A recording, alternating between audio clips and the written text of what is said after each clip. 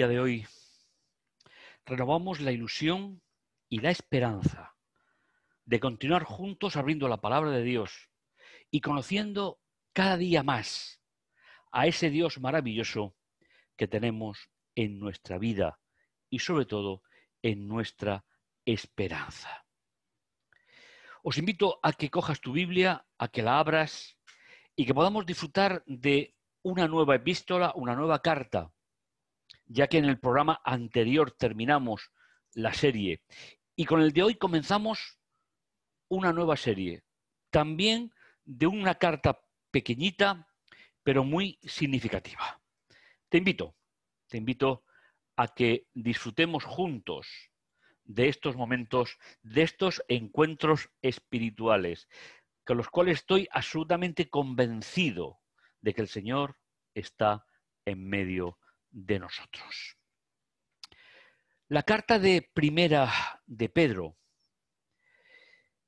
es tan significativa como el personaje elegido por el Espíritu del Señor para escribirla. Porque Pedro, todos recordamos los acontecimientos de su vida, todos recordamos cómo conoció a Jesús realmente después de la resurrección y cómo tenía una vida con altos y bajos. El personaje es un personaje digno de estudio, pues porque no es muy diferente a lo que podemos ser cada uno de nosotros. Y él comienza diciendo: Pedro, un emisario, un embajador, apóstol de Jesús, el Mesías, al pueblo escogido de Dios que vive expatriado, que vive en la diáspora. Y nos dice las zonas geográficas donde envía el escrito. Como todas las cartas del Nuevo Testamento, son cartas que se escriben para iglesias ya constituidas, para iglesias que, siguiendo a Jesús, surgen pequeños problemas, o grandes en algunos casos, que hace que los autores bíblicos tengan que enviar misivas de confianza, de afirmación y, sobre todo, de reactivación de la relación con Jesús. Pues bien, Ponto, Galacia, Capadocia, la provincia de Asia y Bitinia. Esas son las zonas donde el apóstol va a enviar la carta. Una carta que solo tiene 5 capítulos, pero que seguro que nos va a ayudar a poder entender otra visión más del Evangelio. Dice, escogidos. Esta idea siempre me gusta mucho. Escogidos de acuerdo al conocimiento de antemano del Todopoderoso, el Padre, y separados por el Espíritu para obedecer a Jesús, el Mesías. 3 acciones importantes. Escogidos, separados para obedecer a Jesús. Y rociados con su sangre. Y un saludo de asentamiento, un fraternal saludo con aquella comunidad. Misericordia y paz sea de vosotros en la medida completa, multiplicada, como suele leerse en las traducciones que normalmente manejamos. El apóstol escribe a iglesias que conoce o que bien formó o bien visitó y tiene la autoridad como apóstol, como emisario de Jesús, de enviarles una carta para reconfigurar su fe, reconfigurar su esperanza. Si tú te encuentras en un momento donde las dificultades, la vida, te hacen pensar que tu relación con Dios anda por un bachecito en el camino. Recuerda lo que el apóstol ha enviado a estas comunidades. Misericordia y paz sean de vosotros en la medida completa. Pues bien, después del saludo, el apóstol pasa directamente a hablarnos de la herencia de los santos. Esta será la primera parte de la carta del escrito después de la presentación que hemos leído. Tiene dos secciones. La primera va del versículo 3 al versículo 6. ¿Sabéis? La lectura sencilla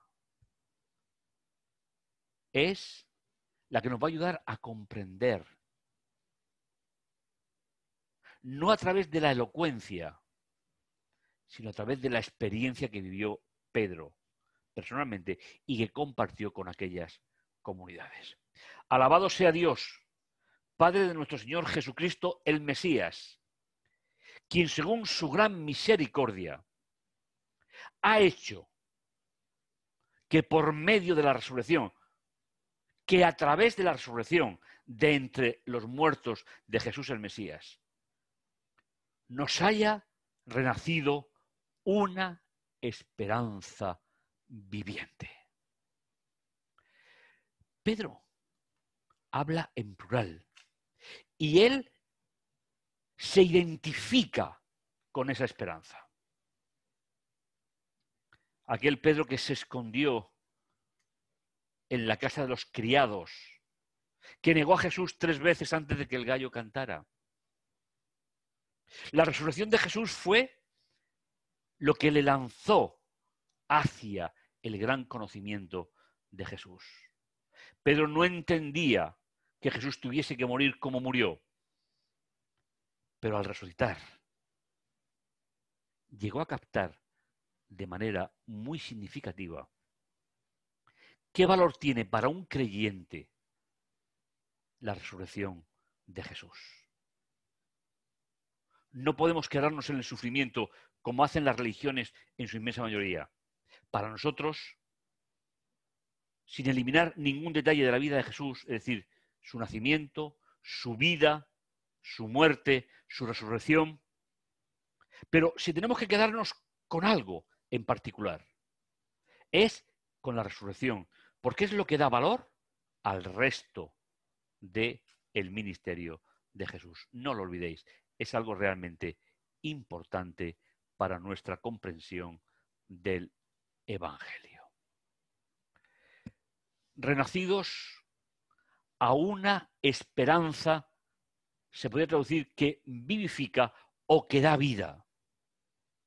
El creyente, mis hermanos, tiene que acostumbrarse a mirar hacia el futuro con una esperanza depositada en la confianza.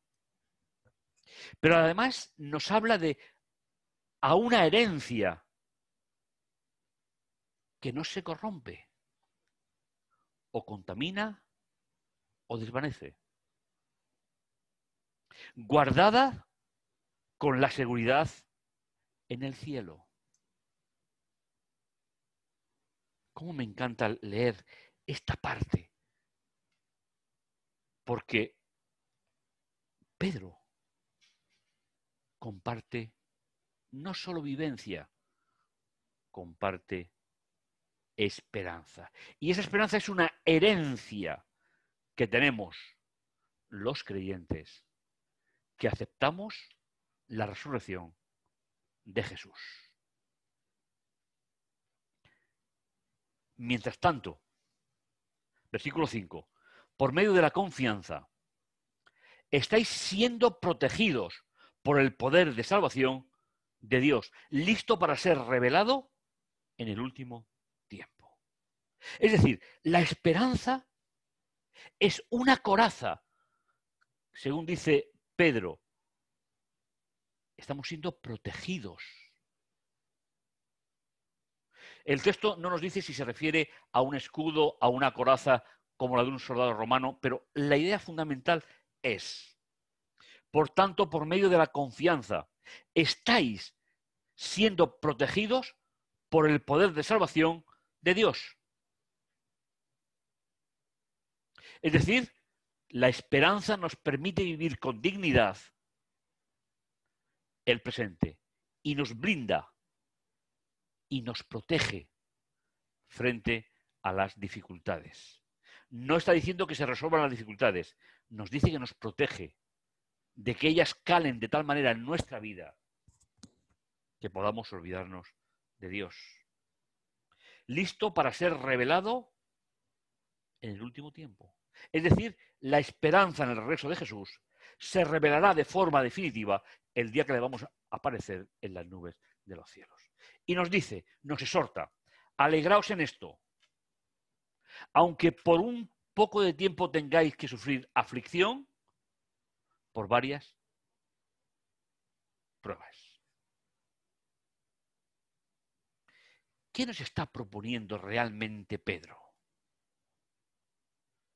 Conociendo lo que se ha visto en la serie anterior de que las pruebas se generan dentro del ser humano, ¿cómo se compagina esto, por ejemplo, con la persecución que ya estaban sufriendo los creyentes seguidores de Jesús en aquel tiempo? El apóstol nos está diciendo que las pruebas que vienen de fuera, como la persecución o cualquier otra idea, tenemos que analizarla de forma que, tamizada a través de la esperanza, no bloquee al cristiano, sino que tengamos la capacidad de seguir caminando juntos. Es espectacular la secuencia tal y como Pedro la presenta. Y la segunda sección, versículos del 6 al 9. Alegraos en esto, aunque por un poco de tiempo tengáis que sufrir aflicción por varias pruebas. Hasta el oro es probado por el fuego para comprobar su pureza. El propósito de estas pruebas es, nos dice el apóstol, para la autenticidad de vuestra confianza. Es decir, que no nos paremos en las dificultades, que no hagamos depender nuestra relación con Dios de las dificultades que tenemos en el camino, sino que confiemos plenamente en lo que Dios ha establecido para cada uno de nosotros. Que por mucho es más preciada que el oro que perece. Sea juzgada digna de alabanza, gloria y honor, cuando sea revelado Jesús, el Mesías. Y en el versículo 8 nos dice, sin haberlo visto, vosotros le amáis. Ya sabemos que la fe es el amor incondicional a Dios, porque hemos establecido una relación estable, una relación inamovible en el tiempo. Y nos confirma, sin verlo ahora, tanto ellos como nosotros, pero confiando en Él, continuáis llenos de alegría y es tan glorioso, mas no hay palabras para describirlo. He pensado muchas veces cómo sería la venida de Jesús. Sé que la Biblia dice que es algo así como cosa que ojo no vio, ni oído oyó, ni vino nunca a nuestro entendimiento. Pedro combina perfectamente la vida del ser humano en un mundo hostil para Dios con la esperanza del encuentro personal con Él. Y eso solamente puede saberlo aquel que sale vencedor de las dificultades de la vida. Continuáis lleno de alegría y es tan glorioso, más no hay palabras para describirlo. Y el versículo 9. Y estáis recibiendo lo que es el objetivo, la meta de vuestra confianza, a saber, su salvación. Yo no sé cuántas veces habéis leído la primera carta de Pedro, pero viendo el personaje, viendo a Jesús a través de Pedro, estamos viendo los caminos de Galilea, estamos viendo cerca de Jesús, estamos viendo las incomprensiones que muchas veces tenía Pedro sobre la obra de Jesús, su cobardía, pero su entrega incondicional a Jesús cuando lo vio resucitar. Y ahora está hablando de la experiencia que nos lleva a la meta, que nos lleva a la salvación. Me encanta esta idea expresada por Pedro. ¿Y qué mejor? ¿Y qué mejor que dedicar estos instantes a la oración para que podamos sentirnos juntos que estamos junto a Dios? Oremos.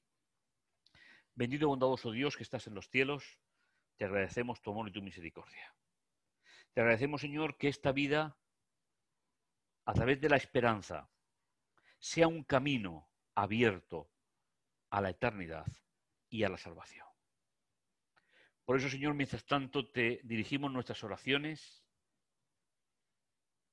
las oraciones personales de cada uno de nosotros, porque deseamos seguir caminando contigo. Gracias, Padre tierno y amoroso. Y gracias, Señor, por todo cuando tú nos das. Y te presento, Señor, toda la iglesia en casa, que estamos disfrutando en este momento de la lectura de la palabra de Dios. Y todo ello por el nacimiento, la vida, la muerte y la resurrección de Jesús. En su nombre. Amén. Pues no olvidéis, tenemos otro encuentro a la misma hora, en la misma frecuencia, para seguir conociendo al Jesús que Pedro está explicando en su primera carta.